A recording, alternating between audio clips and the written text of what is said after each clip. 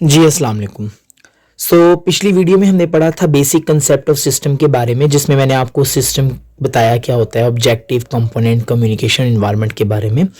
आपको जो मैंने लास्ट टाइम वीडियोस के अंदर ऑब्जेक्टिव, कंपोनेंट और कम्युनिकेशन, जो कि ये आगे सारा आ रहा है, ये देखें आगे ऑब्जेक्टिव हैं उसकी टाइप्स आ रही हैं, फिर कंपोनेंट्स आ रहे हैं, फिर उसके बाद इन्वायरमेंट आ रहा है और लास्ट में कम्युनिकेशन भी आएगा। ठीक है, ये नीचे बल्कि ये कम्युनिकेशन भी आ रहा है। तो नई नई डेफिनेशन बार बार नहीं करनी, वही डेफिनेशन रहेगी। तो मैं पहले आज चूँकि हमने टाइप्स ऑफ ऑब्जेक्टिव पढ़ना है, तो उससे पहले उसकी ऑब्जेक्टिव की डेफिनेशन देख लेते हैं, जो मैंने आपको लास्ट टाइम बताई थी। हमने पढ़ा था कि this is what the system want to achieve, ये वो चीज़ है जो सिस्टम अचीव करना चाहता है।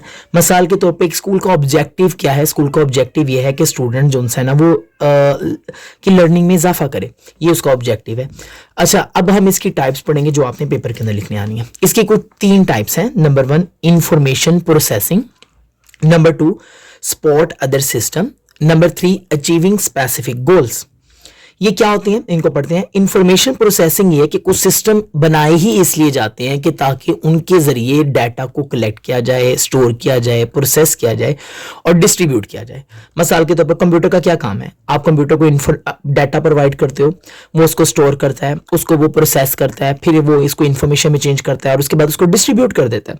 तो ये कंप्यूटर का काम है। तो आप इसकी डेफिनेशन यहाँ से यहाँ तक लिख सकते हैं और पेपर में सिर्फ इसकी पहली वाली एग्जाम्पल लिख सकते हैं। ह्यूमन ब्रेन की भी एग्जाम्पल है कि ह्यूमन ब्रेन आंखों के जरिए, कानों के जरिए सुनता है, आंखों के जरिए जो है ना वो देखता है और फिर उसको प्रोसेस करता है और फिर इंफॉर्मेशन को स्टोर करता है। तो आप कोई एक डेफिनेशन कर लीजिएगा, that's enough for paper point of view. बात करेंगे सपोर्टिंग अदर सिस्टम्स के बारे में।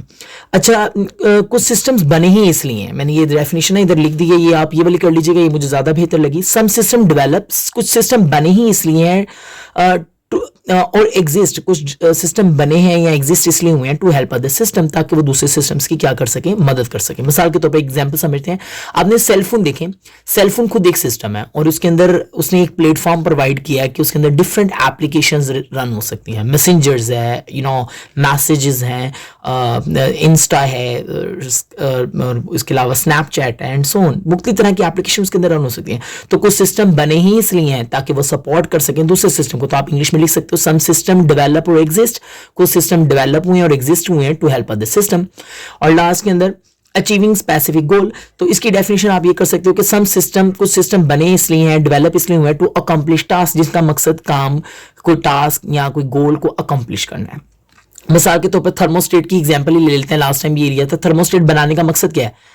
थर्मोस्टेट बनाने का मकसद यह है कि रूम के टेम्परेचर को मेंटेन किया जा सके। लास्ट टाइम मैंने आपको इसकी एग्जांपल भी दी थी कि टेम्परेचर को जो है ना वो सेट कर रहा का काम थर्मोस्टेट का है। तो हमने 3 पढ़ लिए। ये है टाइप्स ऑफ ऑब्जेक्टिव, जिसमें हमने इंफॉर्मेशन प्रोसेसिंग का पढ़ा कि कुछ सिस्टम बने इसलिए है ताकि वो चीज़ों को स्टोर कर सकें, डाटा को कलेक्ट कर सकें और उसको डिस्ट्रीब्यूट कर सकें। कुछ सिस्टम दूसरे सिस्टम की हेल्प के लिए बने हैं। और तीसरा हमने ये पढ़ा कि सिस्टम कुछ इसलिए बने हैं ताकि उनसे अकम्प्लिश किया जा सके टास्क।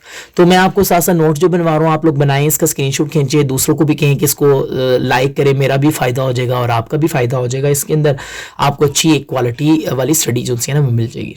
Thank you.